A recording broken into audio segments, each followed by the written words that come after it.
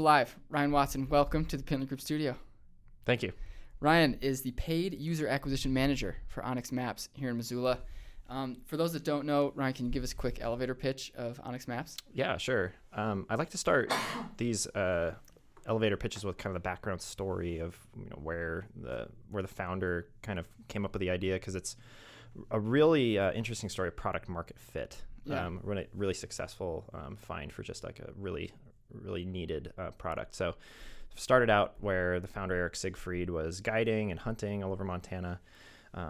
He had run into this problem where when you're hunting, you need to be on legal ground, right? You can't be hunting on someone's land without permission, right? And you can only hunt on specific types of public land, and you need to know the regulations for those public lands. Sometimes you'll come up, in the flat plains, especially in eastern Montana and flatter areas where there will be a fence, but you can still cross the fence and still be hunting because you're still on public land because of leasing and cattle, cattle grazing. It's really hard to tell where you can legally be, and how you can get to places to hunt, to navigate public and private land. So he took some cadastral data from the Montana State has a cadastral data set of parcels, and then he combined it with public land sets, and made a map and put it onto a little SD card and put it into his GPS unit and created the first Onyx chip. And then this was version 1.0. Yes. Some might say it was version 0.01. Yeah, probably 0.01. 0.01. So he took that idea and decided, well, I'll try to sell it, and it started selling like crazy. And long story short, the chip revenue funded the development of a mobile app. It's a natural transition for the product of digital maps with land ownership information to go to the cell phone, because your cell phone has a GPS unit in it and can operate without cell service, and that technology was up and coming. So he got ahead of that and developed a mobile product, which is now the larger part of the company's revenue. Interesting. And has carried us forward to pretty awesome heights. Definitely. And so, how many is the team at now? The company, it's well over 100. 100 people, wow. Yeah, so...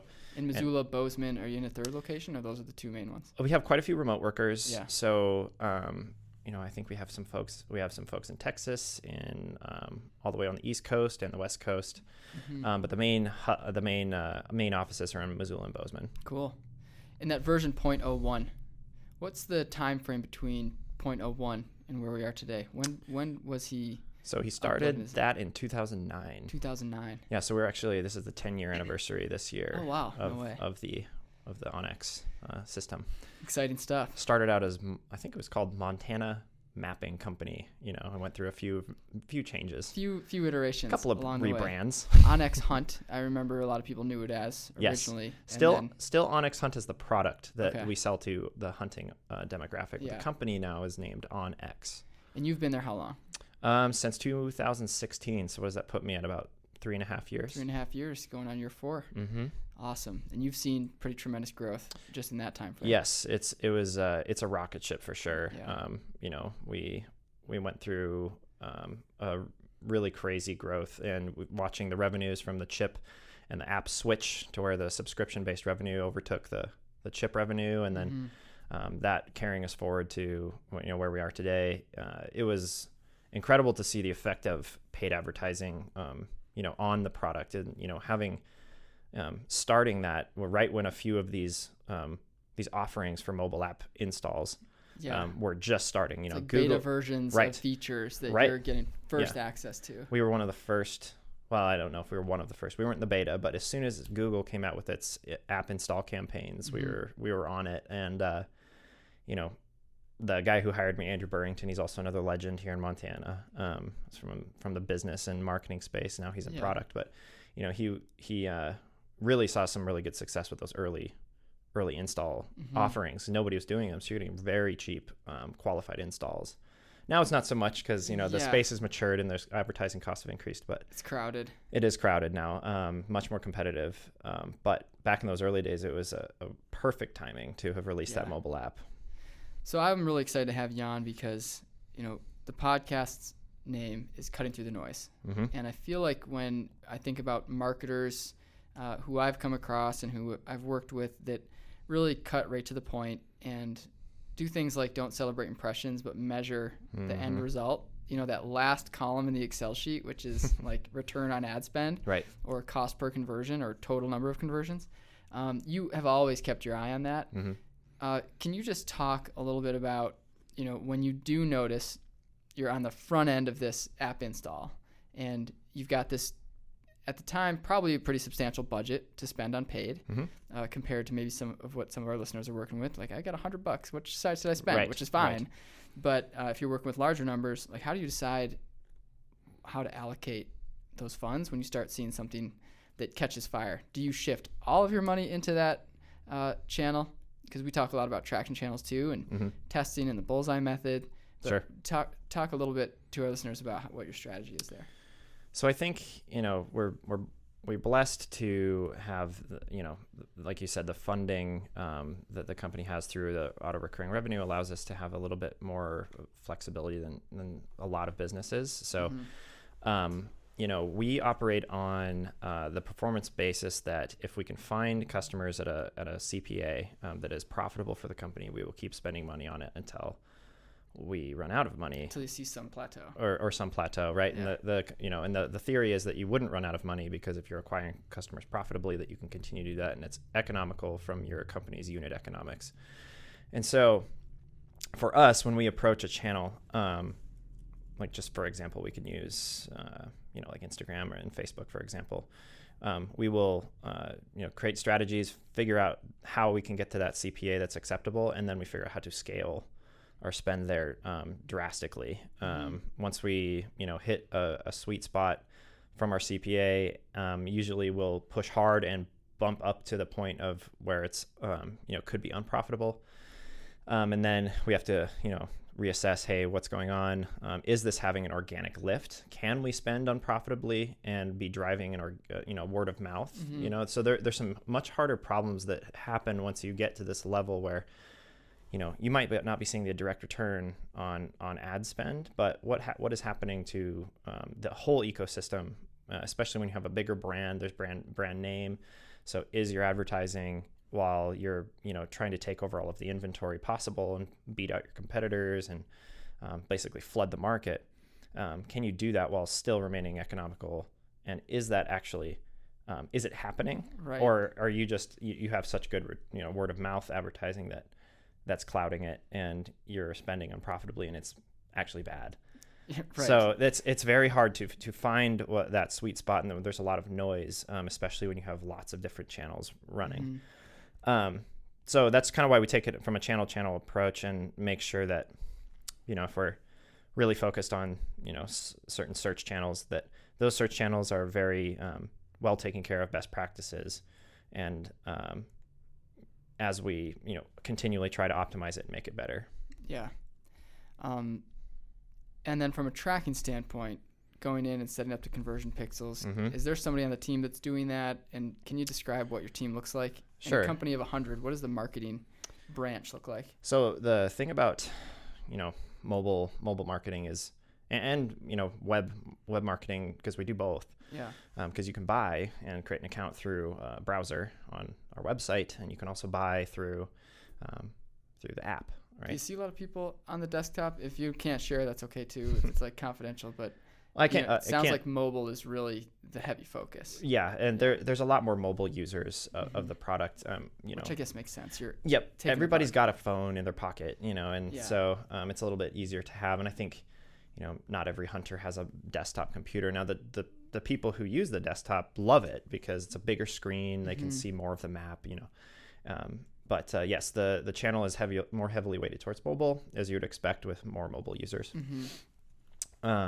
And as far as what, you know, kind of how we deal with like the technical integrations that need to take place for a mobile product and a web product, there's some challenges. But I guess before that, the teams are very, very dependent on development in a lot of cases, where we have to go to the engineering department and say, hey, and the product management department to say, hey, we have some things that need to be done, and I know you guys have prioritized these feature build outs Right, or you've these got things, but a it's like, stack hey, of to-do lists. we really need to measure this. So we want to see this data. Can we integrate this software development kit or SDK to measure these things? Or, even when we're wanting to measure something that we haven't been before, we have to go to them and have them work into the code of the mobile app. Got it. And then that code, once they work it in, it's not like a website where you can just, publish it through, Tag Manager pretty quickly. You have to wait until people adopt that. Oh, users. Right, because the users have the current version on their phone. Yep. Once their phone updates, then it will have our changes on Which there. we all know your phone asks you to update. And a lot of people ignore it, right? So, when those apps are asking you to update, there's usually a good reason. One, because everybody loves marketers. Of course. Maybe. This is a public service announcement, folks. Update your apps. But, those apps they're updating those to make sure they work better for you. But, so that is a challenge and can provide a lot of things that you wouldn't think about when you're just doing web. Yeah. I think that's an aspect of marketing that a lot of people don't know they're going to be grappling with when they get into the profession, is that a lot of times you have to be a master communicator, not only in your copywriting, yes, and not only in your ad copy, but also with the team. Like understanding that development could possibly care less about the time on site Google goal that you're trying to set up. Right. They've got deadlines looming over them just the same as you, but figuring out ways to sort of communicate. Well, here's why it's going to be really valuable, not for just this marketing dashboard, but for the company. And right. That's really cool. That's a good insight. So should we start with challenges or wins for Onyx? Challenges of wins. What do you want to start with? Challenges or wins? Let's start with challenges. Okay, let's talk about the big losses. No, just kidding. But yeah, let's talk about some of the marketing challenges. Sure. Maybe in the last. Let's talk. I'm kind of curious heading into hunting season. Maybe in the last 6 months as you're gearing up for the big open season. Sure. People are gearing up. What's been a campaign that you've launched in the last 6 months and thought, here's the hypothesis. Wow, I was totally wrong. Sure. Or we as a team were totally wrong. Yeah, I mean, we a lot of times, we look at a hunting app, and if you don't know much about hunting, there's clear seasonality. Most of it happens in the fall. There are some spring seasons that kick off. There's turkey hunting and bear hunting in the spring, and a few other smaller seasons there, but vast majority happens in the fall. And so seasonality is a big challenge from a cash flow perspective for a lot of hunting companies, similarly to e-com for, the holiday sales. If they're very dependent, we have a very similar cyclical cycle. Yep. Like Black Friday is 25% Sure. of an e-commerce website Right. sales. And how do you bank on everything? And can you spend money in a time of low intent, right, to get users, and is it interest. worth it? Yeah. Right. You hit them and they install now, well, not now, but maybe say back in April or something. Are they going to remember? Even if you retarget them, like, what is that worth it, or should you bank on everything happen now? So a lot of those challenges have been trying to figure out that aspect, and testing. I had this huge hunch that morel mushroom hunters would really, really like our app, because the app has historic wildfire layers in it. So you could layer on these things. And for those that don't know, morel mushrooms grow in the spring, rampant in the spring. In what conditions specifically? After a fire, usually a year after a fire, they're really strong in that sooty soil. So you could use some data points that Onyx has to go find mushrooms, go kill it in the morel mushroom hunting business. So, I mean, early on, we kind of had that theory. So, we started with an intent campaign with search. Yep. And we could not get those campaigns to hook. People, really? I think, this is a challenge with a hunting product is, some people are not, they don't love hunting it's definitely a different sport where there's life and death. And that aspect can turn a lot of people off. And trying to market a hunting product into different markets has been challenging for us. We call it the Antler Effect, where if you have antlers on something that's a hunting thing, it may turn off audiences, or they just might be less receptive to it. And so that's really interesting. We've tested a couple of different of marketing campaigns, directly to specific markets, and they really just didn't work or the way we thought. And we think it's because of the branding. Because of that Antler Effect. Yeah. But what we find is that through word of mouth, that is a much stronger way for people to share, oh, you can use this for morel mushroom hunting. And when it's coming from a person, that seems to spread that effect, because we do see people say, oh, hey, this app I love using this for morel mushroom hunting. Really? Mm-hmm. And there's enough morel mushroom hunters out there in the world. There's search volume. Yeah. There is. Especially in the spring. You can get Look at Google Trends. It's pretty significant. That's really cool. Where can you find, is it Northwest primarily, or do people hunt morel mushrooms on the East Coast? It's on the East Coast too. Really? It's a little different conditions. There's not as many forest fires over there, but it's so moist over in the woods there.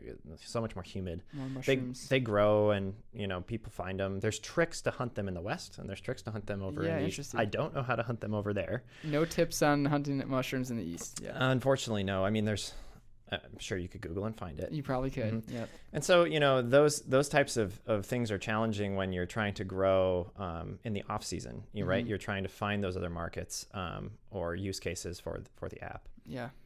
That's a great story. It's not a hard loss, but it's still one that, hey, we thought this might perform better. We tested it. It didn't. So you probably scaled back. Perfect.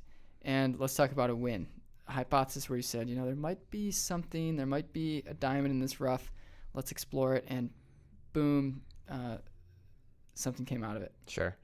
I think, we do a ton of testing around, what messaging works in different campaigns, what creative works in campaigns. And, we run lots of advertising, and our competitors copy us in this, which is hilarious because, they can see how much we do it.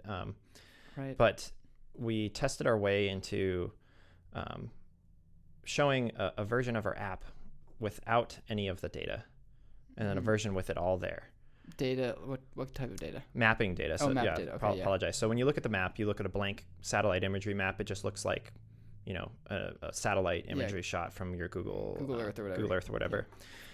Then next to it, just right next to it, we show all of the data, like land ownership lines, people's property name on the parcel itself, colorful like BLM land, right next to Forest Service land. Yeah. And we found that concept is very strong. When a user looks at that, they completely understand right away. Oh, that's what they're putting stuff on a map. No, it seems so simple, but like just showing people the map with all of the data without that empty map. This is actually fairly, like, a couple of years ago, we kind of figured out that this concept was strong, and it's been one of our best performing concepts. And so thinking about unique ways to create aha moments in advertising has been something that we've really tried to focus on. Another big win, besides, showing the two maps together, is like offline maps. So people don't understand, even still yet, that you can use your phone with maps without cell service. And you can see where you're at. It will show your location without a cell tower around you. It's connecting. It's pinging a satellite. Yeah, I think that is a new concept still today for folks to understand. And once a user understands that, they see a lot more value in the product. Like, oh, I can take this data offline and use it here. Well, hunting, you're not going to be.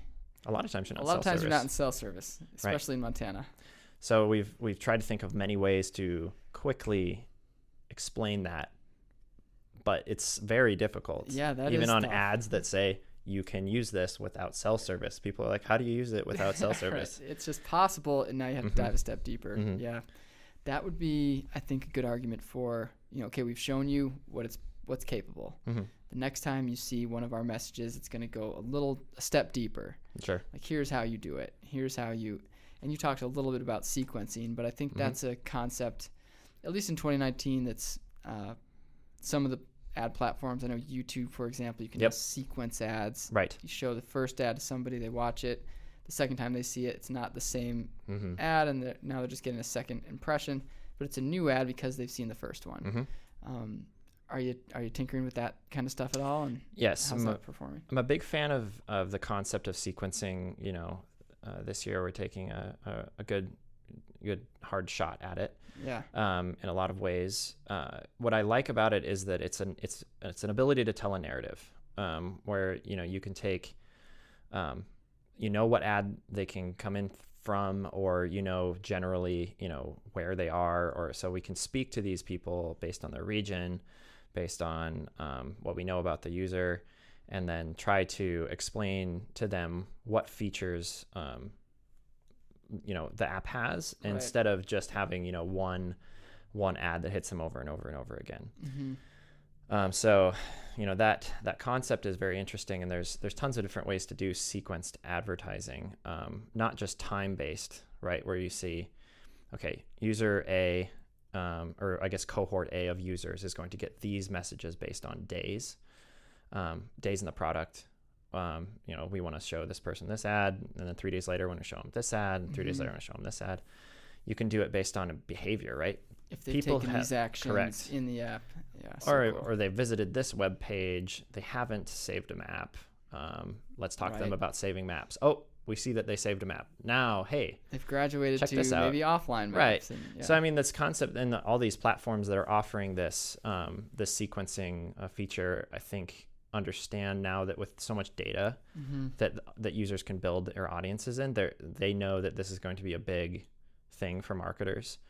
And I just think it makes sense. Like, frequency is super annoying from advertisers if it's the same ad over and over again. I think like HubSpot got kind of a lot of flack one year for hitting users too many times. It's like 20 impressions a day. Right. But they probably have really good data that says the highest conversion is a 20 impressions. It's this 20-second impression. Right. People create an account. Right. So they don't want to see the ad anymore. So they're willing to probably put up with that. That I don't know, people being a little bugged, but and that's something that you have to risk, right? You don't want to, and apps are funny because there's a review.